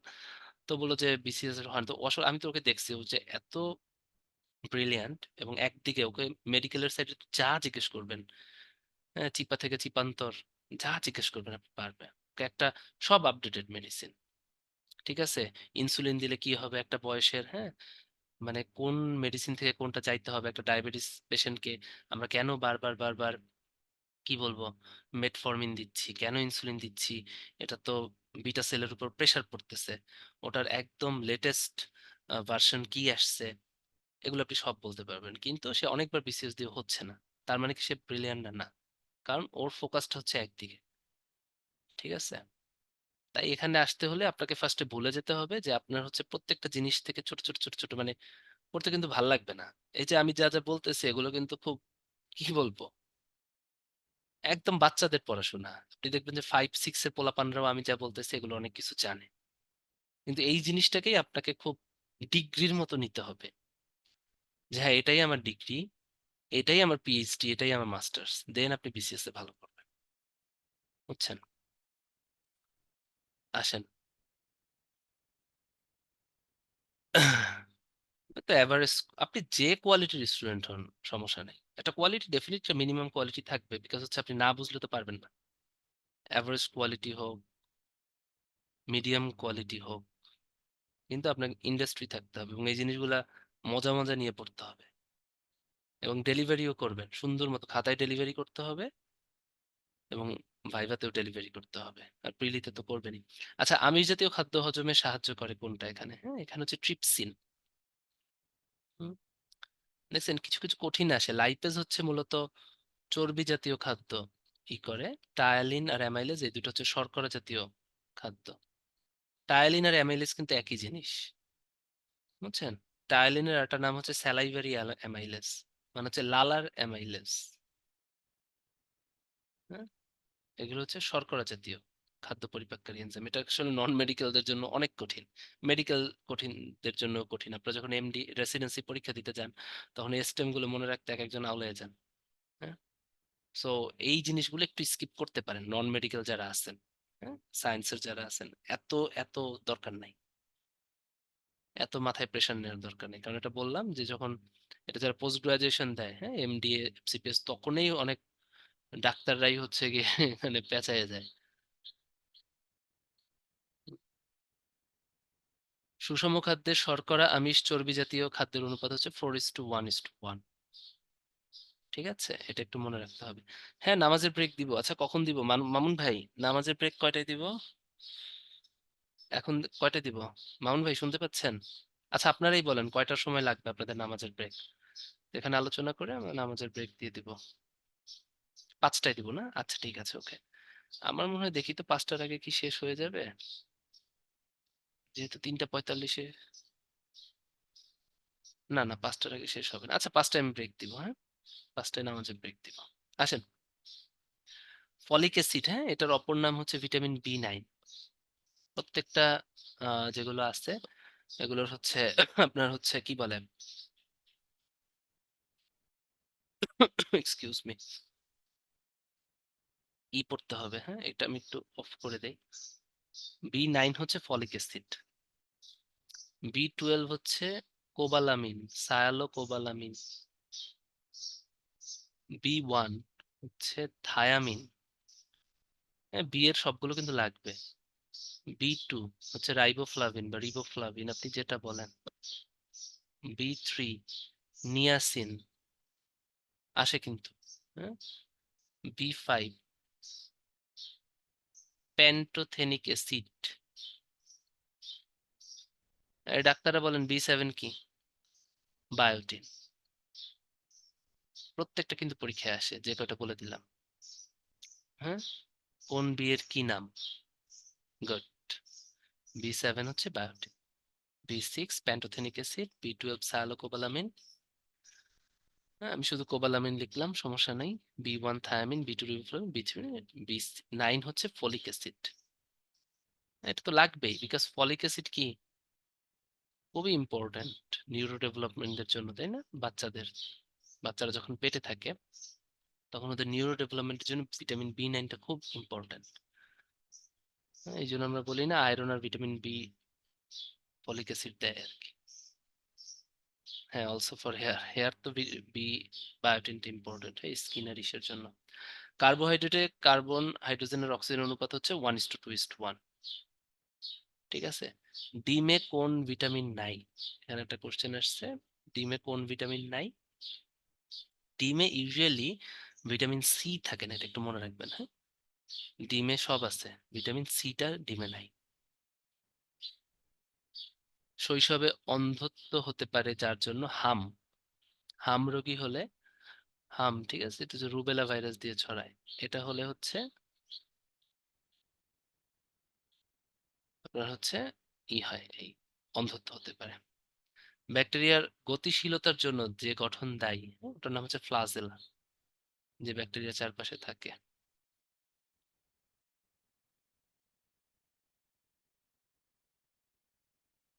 ঠিক আছে। কোভিড 19 আমরা জানি এটা হচ্ছে, সবাই আমরা জানি এটা হচ্ছে আরএনএ ভাইরাস।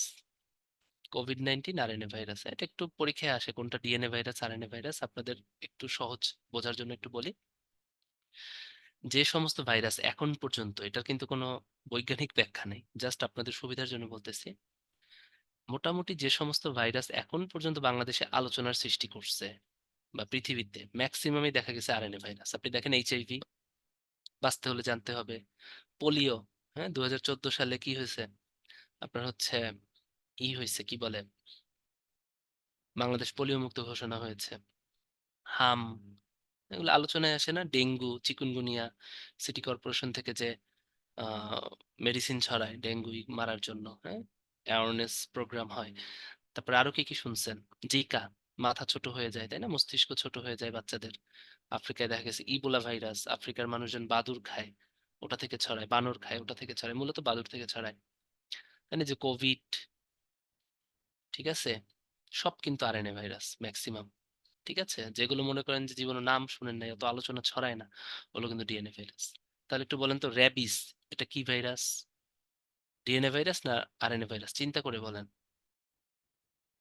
র্যাবিস, এটা কি আলোচনা আছে না নাই? কুকুর কামড় দিলে জলাতঙ্ক, ভেরি গুড, ডেফিনেটলি আলোচনা আছে। হ্যাঁ, সিটি কর্পোরেশন থেকে কুকুর মারে দেখেন না, বা কুকুরে ভ্যাকসিনেশন করে। আরএনএ ভাইরাস, র্যাবিসের নাম হচ্ছে আরেকটা স্ট্রিট ভাইরাস, হ্যাঁ, যেহেতু কুকুর রাস্তায় থাকে। নিচের কোনটি ডিএনএ ভাইরাস গঠিত দেখেন, আপনারই পারবেন, বলেন কোনটা দেখে মনে হচ্ছে আলোচনায় নাই? ডেঙ্গু, জ্বর, কোভিড, পোলিও কোনটা আলোচনার বাইরে? কখনো তো আপনি ওইভাবে আলোচনা দেখেন নাই, বা হইলেও জীবনে একবার হয়। স্মল পক্স অনেকের হয়ই নেই, আর হইলেও একবার, অত আলোচনায় নাই। ঠিক আছে, ক্যান্সার চিকিৎসায় ইউজুয়ালি আমরা, ঠিক আছে, গামারে ব্যবহার করি। হ্যাঁ, ক্যান্সার চিকিৎসা টিউমার ধ্বংসের জন্য আমরা সাধারণত গামারে ব্যবহার করি, এটা খুব ইম্পর্টেন্ট। মস্তিষ্কে ডোপামিন তৈরির কোষগুলো নষ্ট হলে পার্কিনসন নামক রোগ হয়। ডোপামিন খুব সহজ ভাষায় জানেন, এটা হচ্ছে মস্তিষ্কে এমন একটা পদার্থ, নিউরো ট্রান্সমিটার বলে এটা। নিউরো ট্রান্সমিটার হচ্ছে ডোপামিন, তারপরে গ্লাইসিন, হ্যাঁ, এগুলো হচ্ছে সাধারণত সেন্ট্রালি থাকে আর কি, মানে কেন্দ্রীয় নার্ভাস, সেন্ট্রাল নার্ভাস সিস্টেম বা কেন্দ্রীয় স্নায়ুতন্ত্রে থাকে। তো এগুলার কাজ সাধারণত আমাদের স্নায়বিক যে কার্যকলাপ এগুলোকে নিয়ন্ত্রণ করা। তো ডোপামিন নষ্ট হয়ে গেলে কি হয়, মানুষের স্নায়বিক নিয়ন্ত্রণটা হারায় যায়। তখন কি হয়, হাত কাঁপে, পা কাঁপে, হ্যাঁ, এটাকে বলা হয় পার্কিনসন। ঠিক আছে, এটা ডোপামিন এসে নষ্ট হয়। এবং আসেন, আই এম এ ডক্টর, এবং 38তম বিসিএস এ, ওই যে বেশি জানলে যা হয়, হ্যাঁ, মনে হয়েছে আচ্ছা ঠিক আছে, ডোপামিনে কি আসলে পার্কিনসন, বাকিগুলো এপিলেপসিতেও তো ঝামেলা হয়, মানে ওই বেশি বুঝলে যা হয়, তাই না? আমি কিন্তু দাগাই আসি নাই, পার্কিনসন মনে হয়েছিল। ঠিক আছে, তা এই ধরনের কোশ্চেন নন মেডিকেলরা পারলেও যে একদম ডাক্তাররা পেরে বসে থাকবে, তেমন কিন্তু না। ঠিক আছে, এটা জাস্ট আপনাদেরকে অভয় দেওয়ার জন্য বলতেছি, এত ভয় পাবেন না। ডাক্তারির মধ্যে সবই কঠিন ভাই, কোনো জিনিস সহজ না। এখন ডাক্তার কে কে আছেন, একজনে জিজ্ঞেস করছে, ভাইয়া ডাক্তারির মধ্যে কি নিউরোসার্জারি, নিউরোলজি আর কার্ডিওলজি সব থেকে বেশি কঠিন? ডাক্তার কে কে আছে এখানে, একটু হাই হ্যালো দেন তো, আসেন, তারপর আমি তাকে উত্তরটা দিচ্ছি। এই যে আছে, সামিয়া আছে, অনেকেই আছে, ঠিক আছে, আবির আছে, হ্যাঁ, সব কঠিন সব। আপনি এমডি দিতে যাবেন আপনি, তো অনেক কঠিন। হ্যাঁ, ট্রান্সফিউশন মেডিসিনেও আমি রিসেন্টলি দেখছি যে আমাদের খুব ব্রিলিয়ান্ট একটা ছেলে অনার্স পাইছে 3-4টাতে, সেকেন্ড প্রফে একটা অনার্স পাইছে, থার্ড প্রফে অনার্স পাইছে গাইনিতে, তারপরে সেকেন্ড প্রফে। হ্যাঁ, ও এই নিয়ে কয়েকবার তার ট্রান্সফিউশন মেডিসিনে হচ্ছে পরীক্ষা দিচ্ছে রেসিডেন্সি হওয়ার জন্য, স্টিল হয়নি। সবই কঠিন, আমাদের যে সাবজেক্ট আছে কোনো সাবজেক্টে সহজ না, সব কঠিন। হুম, তার থেকে বরঞ্চ, হ্যাঁ, তার থেকে বরঞ্চ আমার মনে হয় আহ চান্স পাওয়ার পরে আমার কেন যেন মনে হয়, আমি জানি না, ভাইবা টাইপ মানে পাশ করার জন্য অনেকেই বলে যে না কার্ডিওলজি কঠিন না, কারণ কার্ডিওলজি এগুলো খুব বেশি পড়া হয় তো। হ্যাঁ, যেমন আমাদের যখন এই ডাক্তাররা যখন ভাইভা দেয় বিসিএস এ, তখন জিজ্ঞেস করে আপনি কোনটায় যাবেন, তখন সেফ খেলা হচ্ছে কার্ডিওলজি, কারণ কার্ডিওলজিতে খুব লিমিটেড কিছু কোশ্চেন আছে, এগুলোই করে, বুঝছেন? মানে টেম্পারমেন্টটা কঠিন কার্ডিওলজি, নিউরোলজিতে। হ্যাঁ, পড়াশোনা সবকিছুতেই সেম, কিন্তু এগুলোর হচ্ছে টেম্পারমেন্টটা একটু কঠিন। যেমন পেশেন্ট আসলে তো ম্যাক্সিমাম পেশেন্টেই আপনার বুঝতে হবে যে 80% মারা যাবে, তো তাকে বাঁচিয়ে আনাটা, এটাই একটা হচ্ছে চ্যালেঞ্জ। তো এদিক থেকে কার্ডিওলজি, নিউরোলজি অনেক বেশি হাইপড, বা হচ্ছে অনেক বেশি ইম্পর্টেন্ট, কিন্তু প্রত্যেকটা জিনিসই কঠিন। যদি বলেন সব থেকে কঠিন সাবজেক্ট কোনটা, আমি বলবো সাইকিয়াট্রি। মেডিকেলের সাইকিয়াট্রি এমন একটা কঠিন জিনিস, পড়তে গেলেও কঠিন, সবসময় কঠিন। ঠিক আছে, কোনো কিছুই সহজ না। আসেন,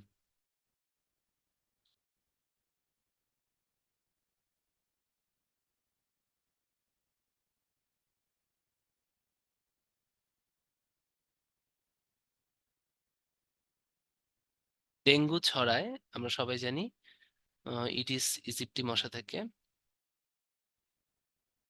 মায়ের রক্তে হেপাটাইটিস বি ভাইরাস থাকলে নবজাতককে স্বাস্থ্য ঝুঁকি ব্যবস্থাপনা, জন্মের 12 ঘন্টার মধ্যে ভ্যাকসিন দিতে হয়, ঠিক আছে, আর এইচবিআইজি শট দিতে হয়, এটা একটু মনে রাখতে হবে। আমি কিন্তু এটা 38-এ পারি নাই। মানে হঠাৎ মনে থাকে না। ঠিক আছে, যে 12 ঘন্টার ভিতরে না 9 ঘন্টার ভিতরে না একদিনের ভিতরে না 1 মাসের মধ্যে, ঠিক আছে, না 1 মাস পর শুধু এইচবিআইজি শট, শুধু এতটুকু মনে ছিল যে এইচবিআইজি শট। ঠিক আছে, এবং শুধু আমি না, অনেক ডক্টরই তখন পারে নাই।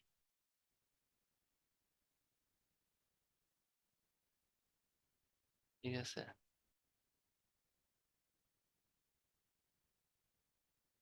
বিশ্ব ব্রহ্মাণ্ডের সব থেকে বেশি গ্যাস যেটা, তাই না, আমরা সবাই জানি নাইট্রোজেন, তাই না? বিশ্ব ব্রহ্মাণ্ডে সব থেকে কত পার্সেন্ট, প্রায় কত? ও সরি, একটু ভুল হয়েছে। বিশ্ব ব্রহ্মাণ্ডে বলছে, কিন্তু সারা বিশ্ব মানে বিশ্ব, সূর্য সূর্য সব, সূর্য হচ্ছে হাইড্রোজেন দিয়ে তৈরি। এটা একটু প্যাচ লাগে, দেখেন আমিও হঠাৎ ভুল করা শুরু করলাম, হঠাৎ কি নড়ছে আর কি। বিশ্ব ব্রহ্মাণ্ডে, হ্যাঁ, মানে হচ্ছে পৃথিবী, পুরা গ্যালাক্সিতে। বিশ্ব ব্রহ্মাণ্ড বলতে কি, বিশ্ব জগৎ, বিশ্ব সূর্য, এরকম হাজার হাজার কোটি কোটি সৌরজগৎ আছে। সব কিছুতে, যেমন সূর্য নিজেও হাইড্রোজেন দিয়ে তৈরি। আর যদি বলে পৃথিবীতে, বিশ্ব ব্রহ্মাণ্ড মানে বিশ্ব প্লাস বিশ্বের বাইরে হচ্ছে বিশ্ব ব্রহ্মাণ্ড, এটা হচ্ছে হাইড্রোজেন। আর নাইট্রোজেন হচ্ছে শুধু পৃথিবীতে। হ্যাঁ, পৃথিবীতে হচ্ছে নাইট্রোজেন, এটা মনে থাকে যেন।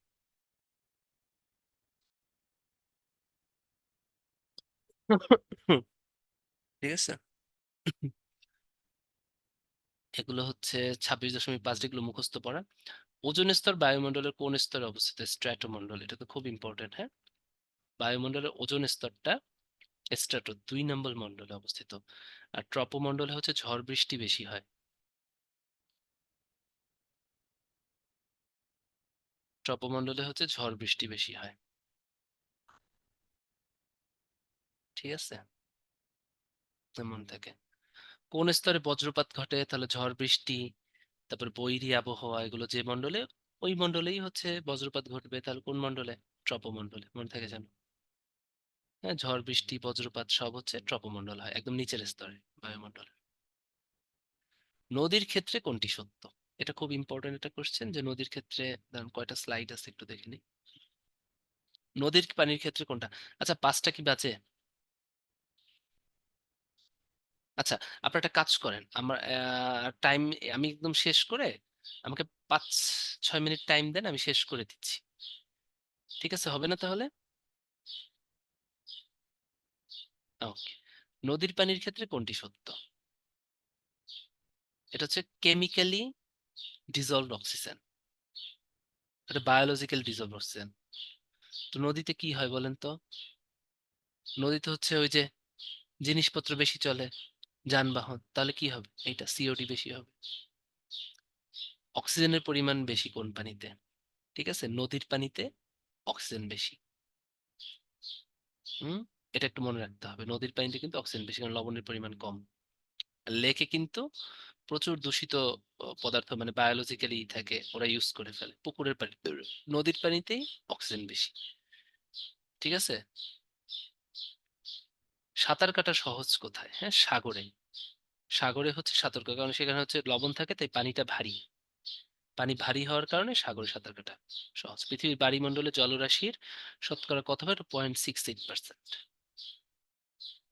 নবায়নযোগ্য সম্পদ মানে কি, যেটা নবায়ন করা যায়, তাই না? নবায়নযোগ্য সম্পদ হচ্ছে বায়ু। হ্যাঁ, প্রাকৃতিক গ্যাস তো একদিন শেষ হয়ে যাবে, চুনাপাথর শেষ হয়ে যাবে, কয়লা পড়লে শেষ হয়ে যাবে। বায়ু আরেকটা আছে, সেটা হচ্ছে আমরা ভুল করি, সেটা হচ্ছে বায়োগ্যাসও কিন্তু একটা নবায়নযোগ্য সম্পদ। এটা একটু মনে থাকে যেন, এটা ভুল করি। আমরা গ্যাস বললেই হচ্ছে অনবায়নে ফেলে দেই, তাই না? তাহলে সূর্য, বায়োগ্যাস, সমুদ্র স্রোত, হ্যাঁ, এগুলো হচ্ছে সব নবায়নযোগ্য সম্পদের উদাহরণ। হ্যাঁ, প্রাকৃতিক গ্যাসটা, বায়োগ্যাস যেটা আমরা বানাই, এটা কিন্তু ভাই নবায়নযোগ্য। ঠিক আছে, সূর্যের আলো, মনে থাকবে। প্রাকৃতিক গ্যাসের প্রধান উপাদান হচ্ছে মিথেন। নবায়নযোগ্য জ্বালানির উৎস কোনটা দেখেন? এই যে তেল না, এটা অনবায়ন, পুড়ে যাবে, গ্যাস পুড়ে যাবে, তাহলে উত্তর কি? বায়োগ্যাস। নবায়নযোগ্য শক্তির উৎস প্রত্যেকবার পরীক্ষা একটা আসে, দেখছেন? উত্তর কি? সমুদ্র স্রোত, তেল, গ্যাস, সমুদ্রের ঢেউ। তা থ্যাংক ইউ ভাইয়া, আপনাদের সাথে ক্লাস নিয়ে আসলেই ভালো লাগছে, আপনারা খুব রেসপন্সিভ ছিলেন, রেসপন্স করছেন। এভাবে পড়তে থাকেন, আশা করি খুব ভালো হবে।